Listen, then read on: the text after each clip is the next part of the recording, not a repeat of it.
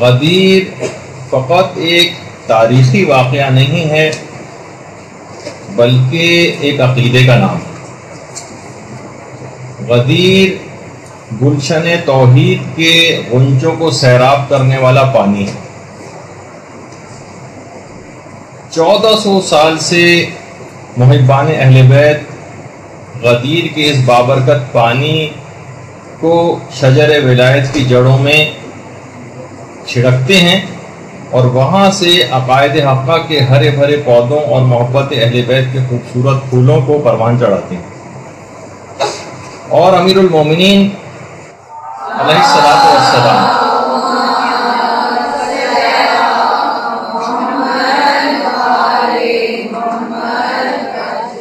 سے بغض و عداوت رکھنے والوں سے اظہار برات کر کے اطراف کے کانٹوں اور شوریدہ زمین کی بنیادوں کو اکھاڑ پھینکتے۔ غدیر کے متعلق یہ بات کہی جاتی ہے کہ غدیر اصل میں ایک پھول صراط ہے جس پر مومن تو آسانی کے ساتھ گزر جائے گا، لیکن ہر منافق اور ہر دشمن اہل بیت کٹ کر نیچے گر جائے گا۔ غدیر ایک ایسا پروگرام ہے جس کا منصوبہ ساز پروردگار عالم ہے، اعلان کرنے والے رسول خدا ہیں، اور اسے جادہ عمل پہنا ائمہ اطہار علیہم السلام۔ خود امیر المومنین علیہ الصلوۃ والسلام نے بھی بہت فخر و مباحت کیا، اور جب ایک شخص آیا اور آ کر آپ سے اس نے کہا کہ پیغمبر اسلام کی طرف سے آپ کے لیے پیغمبر کی عطا کردہ سب سے بڑی فضیلت کون سی؟ تو امیر المومنین علیہ الصلوۃ والسلام نے یہ بات ارشاد فرمائی کہ خدا کے حکم سے مجھے غدیر خم میں ولایت کا تاج پہنانا، یہ سب سے بڑی فضیلت مجھ کو عطا کی تھی۔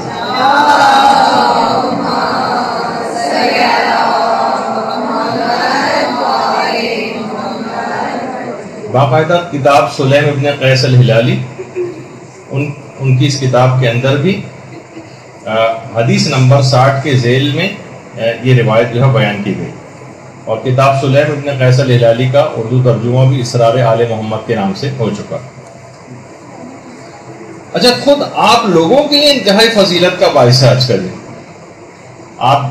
ہم آپ سب لوگوں کے لیے۔ وہ کیا ہے کہ امام رضا علیہ الصلوۃ والسلام ارشاد فرماتے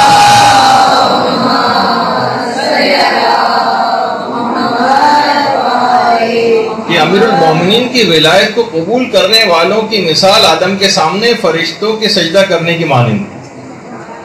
اور جنہوں نے روز غدیر آپ کی ولایت کا انکار کیا ان کی مثال شیطان کی سی ہے کہ جس نے آدم کے سامنے سجدہ کرنے سے انکار کر دیا۔ یعنی ہم آپ لوگ جو کہ مولا کی ولایت کے اوپر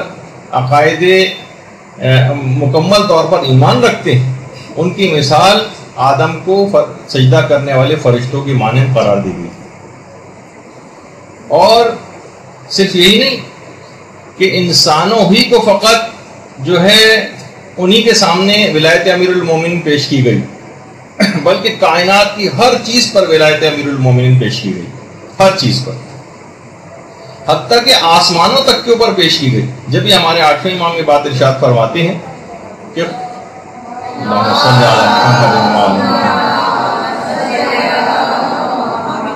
کہ خدا نے آسمان والوں پر غدیر کے دن جب ولایت پیش کی تو 7ویں آسمان نے سبقت کی، 7ویں آسمان تو پروردگار نے اسے اپنے فرش کے لیے مزین فرما دیا۔ اس کے بعد 4تھے آسمان نے سبقت کی، یعنی آگے بڑھ کر ولایت علی کو قبول کیا، تو پروردگار نے اس کو بیت معمور سے مزین فرما دیا۔ اس کے بعد پہلے آسمان نے سبقت کی تو پروردگار نے اسے ستاروں سے مزین فرمایا، اور زمین کے حصوں کے اوپر جب ولایت پیش کی گئی تو سب سے پہلے مکے نے ولایت قبول کی، اس کے بعد مدینے نے ولایت قبول کی، اور اس کے بعد پھر کوفے نے ولایت قبول کی۔ اور جب جمادات وغیرہ کے اوپر ولایت پیش کی گئی تو سب سے پہلے جن پتھروں نے ولایت کو قبول کیا اس میں عقیق تھا، فیروزہ تھا، اور اس کے بعد پھر یاقوت تھا۔ یہی وجہ ہے کہ سب بڑے بڑے پریشس اسٹون جو ہیں جو کہے جاتے ہیں، انہوں نے ولایت علی کو قبول کرنے میں سبقت کی تھی۔ اسی طریقے سے یہ بھی کہا گیا ہے کہ سونے اور چاندی نے بھی ولایت کو قبول کرنے میں سبقت کی۔ یہی وجہ ہے کہ دنیاوی طور پر عزت اور مقام اور قدر و قیمت ان دھاتوں کی جو بہت بڑھ گئی، اور اسی طرح سے پانیوں کے اوپر ولایت کو پیش کیا گیا۔ وہ پانی کی جس نے ولایت کو قبول کیا وہ میٹھا ہو گیا، خوشگوار ہو گیا، استعمال کے قابل ہو گیا، اور وہ تمام پانی کے جو کڑوے ہیں، کھارے ہیں، شوریدہ ہیں، استعمال کے قابل نہیں، یہ وہ ہیں کہ جنہوں نے ولایت علی کو قبول کرنے سے انکار کیا۔ اسی طریقے سے روایتوں میں کہ پرندوں تک کے اوپر ولایت علی کو پیش کیا گیا۔ وہ تمام پرندے جو بہت خوش الحان ہیں، بہت اچھی آوازوں والے ہیں، یہ وہ ہیں کہ جنہوں نے ولایت علی کو قبول کیا۔ تو بہرحال آپ نے دیکھا کہ جو فصیح ترین جو گفتگو کرتے ہیں یہ سب وہ ہیں کہ جنہوں نے ولایت علی کو اس انداز سے قبول کیا۔ یہ وہ دن ہے بہرحال کہ جب حضرت آدم علیہ السلام کی توبہ قبول ہوئی، حضرت ابراہیم کو آتش نمرود سے نجات ملی، حضرت موسیٰ نے اسی دن حضرت شمعون کو، حضرت ہارون کو اپنا جانشین مقرر کیا حضرت موسیٰ نے۔ یہ وہی دن ہے جس دن حضرت عیسیٰ علیہ السلام نے حضرت شمعون کو اپنا جانشین مقرر کیا۔ یعنی انتہائی عظمت کا حامل یہ دن ہے کہ جب ہم اس دن کے اندر سانس لے رہے ہیں، اور یہی وجہ ہے کہ ہمارے چھٹے امام جعفر صادق علیہ السلام فرماتے ہیں،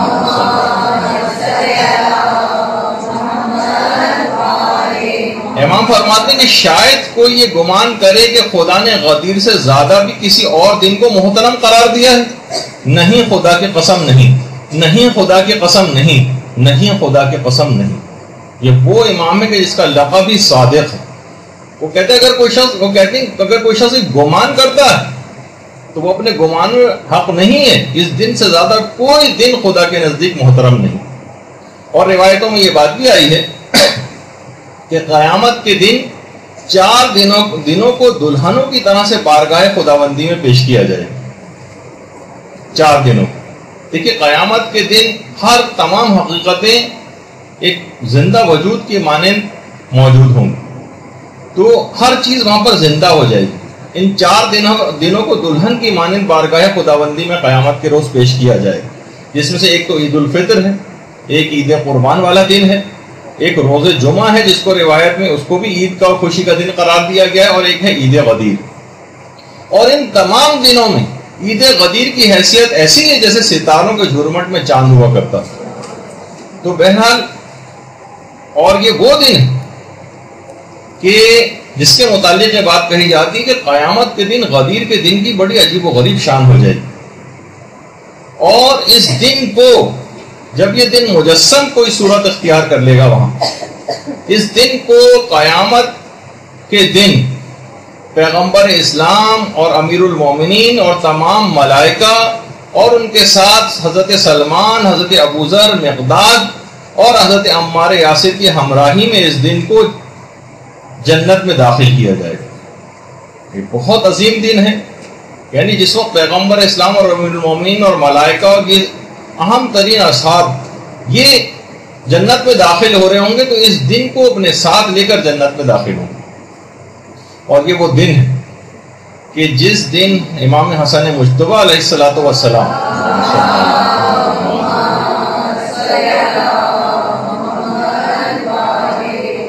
امام حسن کے گھر جشن منایا جاتا تھا، اور خود امیر المومنین علیہ السلام بھی اس جشن میں تشریف لے جاتے تھے۔ اس جشن میں مہمانوں کی خوب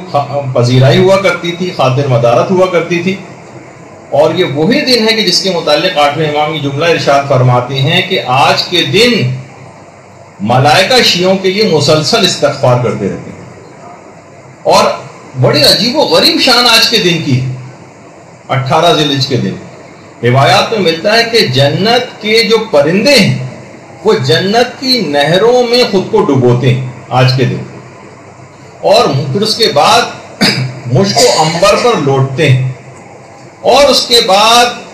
ملائکہ کے اوپر مشک و عنبر کو چھڑکتے ہیں۔ بڑا عجیب و غریب آج کا دن۔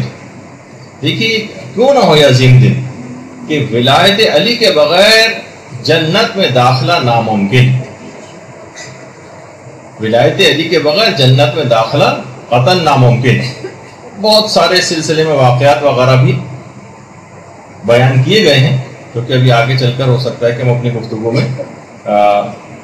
ذکر بھی کریں۔ تو بہرحال آج کے دن کی آسمانوں میں بہت ہی عجیب و غریب قسم کی حالت ہوتی ہے۔ ہمارے چھٹے امام جعفر صادق علیہ الصلوۃ والسلام ارشاد فرماتے ہیں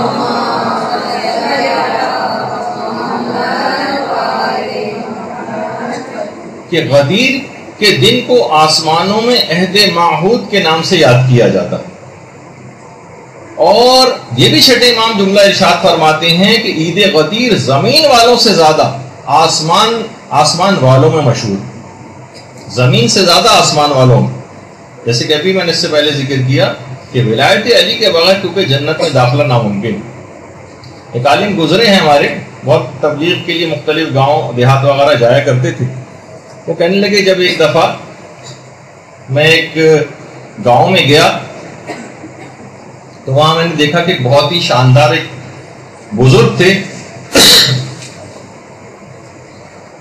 لیکن وہ مذہب حقہ پر نہیں تھے، اور ولایت علی کو انہوں نے قبول نہیں کیا تھا۔ تو کہنے لگے کہ میں بہت دن وہاں پر اس گاؤں کے اندر مہمان رہا، لیکن میں ان کو مذہب حق قبول کرنے کے لیے قائل نہیں کیا۔ میں اپنے گاؤں واپس آ گیا، لیکن اتنی نورانی ان کی شخصیت تھی، میں بڑا افسوس کرتا رہا کہ کم سے کم ان کی اتنی بوڑھے اور بزرگ ہو گئے ہیں، مجھے کم سے کم پیغام حق ان تک پہنچا دینا چاہیے تھا۔ کہہ رہے ہیں کہ بہرحال مجھے بڑا افسوس ہوا، مجھ سے رہا نہیں گیا، میں اپنے شہر سے دوبارہ اسی گاؤں میں واپس گیا کہ نہیں، مجھے پیغام حق کو ان کو پہنچانا، اتنی نورانی شخصیت ہے ان کی کہ اگر یہ ولایت علی قبول کر کے یہ بغیر دنیا سے چلے گئے تو بڑا نقصان ہوگا۔ کہہ رہے میں جب ان کے گاؤں میں پہنچا تو دیکھا کہ اور سنا جا کر لوگوں سے پتہ چلا وہ بزرگ انتقال کر گئے۔ مجھے بڑا افسوس ہوا، میں نے ان کے بیٹوں سے کہا کم سے کم مجھے ان کی قبر پر ہی جا کر پہنچا دیں۔ بیٹے مجھے ان کی قبر پر لے گئے، وہاں میں نے فاتحہ خوانی وغیرہ کی، لیکن بہت ہی افسوس سے ہاتھ ملتا ہوا جب گھر واپس آیا اور رات کو آ کر سویا تو میں نے خواب میں دیکھا کہ ایک بڑی عجیب و غریب سی جگہ ہے، اور وہاں کچھ مسند بچھی ہوئی جس پہ وہی بزرگ کچھ نورانی شخصیات کے ساتھ بیٹھے ہوئے ہیں، اور ان کے بالکل پیچھے ایک شیشے کی ایک دیوار ہے، اور اس دیوار کے بالکل پیچھے ایک اتنا زبردست اور حسین منظر ہے جس طرح سے جنت ہوا کرتی ہے۔ یہ جنت کا ایک کانسیپٹ دماغ میں آتا ہے۔ ان بزرگ نے مجھے دیکھا اور مجھے اپنے پاس بلایا اور کہا کہ آپ کی جو پریشانی میرے متعلق تھی وہ بالکل وجہ تھی، لیکن میرے دل میں محبت اہل بیت پائی جاتی تھی، تو یہاں پر قبر میں میرے لیے اس بات کا، یہ جو اطراف میں آپ کو بیٹھے ہوئے نظر آ رہے ہیں یہ ملائکہ ہیں جو مجھے ولایت علی کی تعلیم دے رہے ہیں، اور جب میں اس ولایت علی کی تعلیم کو مکمل کر لوں گا تو شیشے کے پیچھے جو جنت نظر آ رہی ہے میں اس میں چلا جاؤں گا۔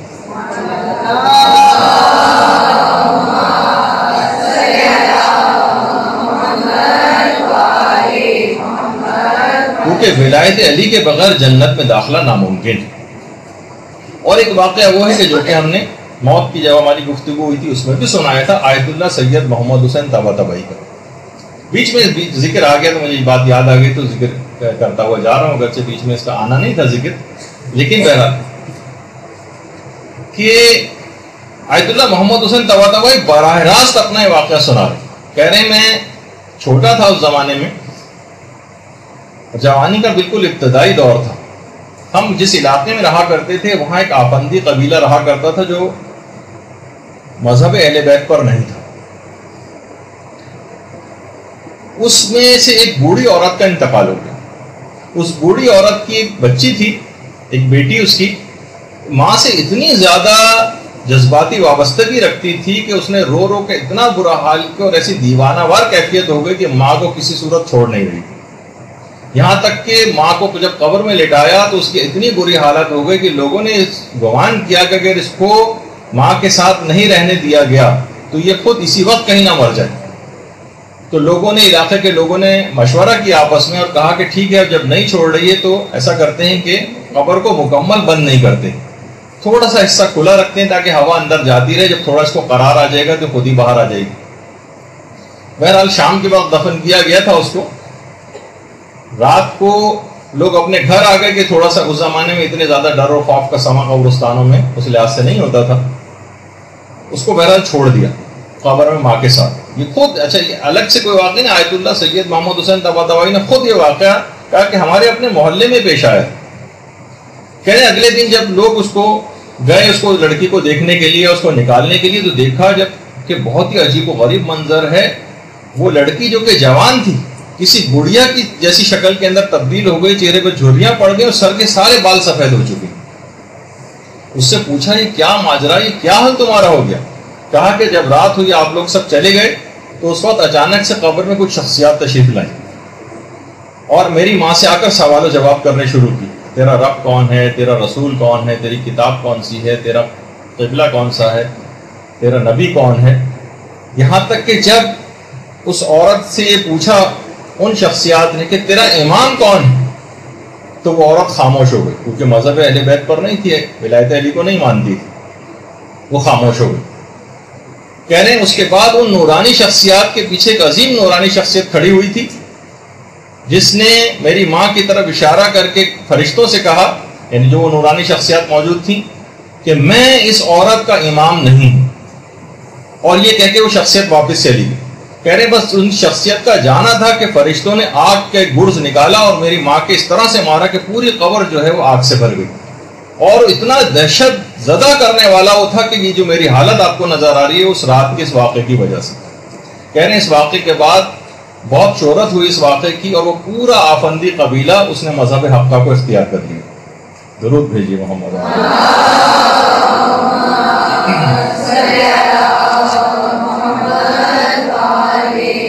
تو اس اعلان ولایت کو قبول کیے بغیر جنت میں داخلہ ناممکن ہے، اور عذابوں کا سلسلہ قبر ہی کے ساتھ شروع ہو جاتا ہے جو امیر المومنین کی ولایت کا دل سے اقرار نہیں کرے۔ تو ابھی ہم جو گفتگو کر رہے تھے کہ غدیر کے دن کی آسمانوں میں بڑی شہرت ہے، اور یہ بھی ہمارے 8ویں امام یہ جملہ ارشاد فرماتے ہیں کہ غدیر کا وہ دن ہے کہ جس دن خدا جبریل امین کو بیت معمور کے سامنے اپنی کرامت کی تختی نصب کرنے کا حکم دیتا۔ جبریل امین کو بیت معمور کے سامنے اپنی کرامت کی تختی لگانے کا حکم دیتا ہے۔ پھر جبرائیل اس کے پاس جاتے ہیں اور تمام آسمانوں کے ملائکہ وہاں آ کر جمع ہو جاتے ہیں اور پیغمبر اسلام اور امیر المومنین کی مدح و ثنا شروع کرتے ہیں، اور ائمہ اطہار کے شیعوں اور ان کے دوستوں کے لیے استغفار کرتے ہیں۔ باقاعدہ عوالم العلوم میں شیخ عبداللہ بحرانی نے اس روایت کو نقل کیا کہ امیر المومنین اور ائمہ اطہار کے شیعوں اور ان کے دوستوں کے لیے استغفار کرتے ہیں۔ اور روایات میں یہ بات بھی آئی ہے کہ عید غدیر کے دن ملائکہ شہزادی فاطمہ الزہرا سلام اللہ علیہا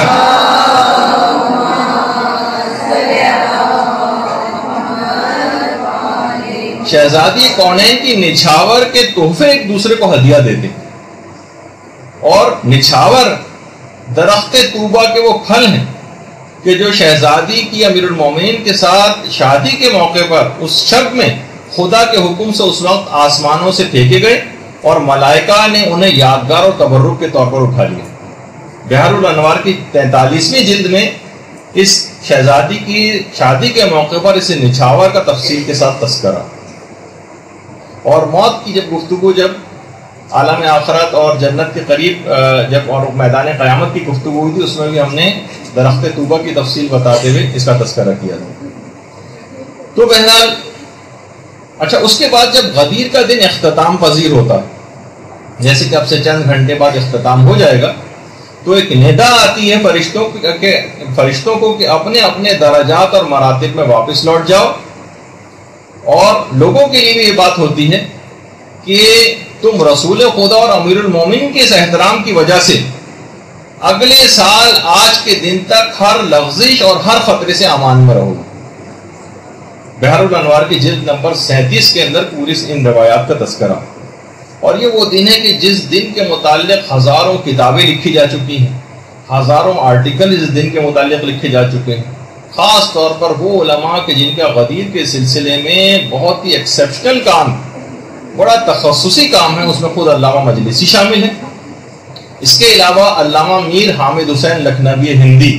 جو انڈیا کے بہت ہی مشہور بڑے شیعہ عالم دین تھے، ان کا کام بہت زیادہ ہے، ناقابل فراموش ہے۔ اور اسی طرح سے سب سے نمایاں اور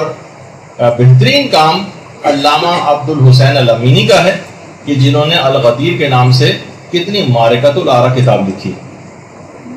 ان کا واقعتاً ان علماء کا کام ناقابل فراموش ہے۔ برحمتك يا أرحم الراحمين وصلى الله على محمد وآله الطاهرين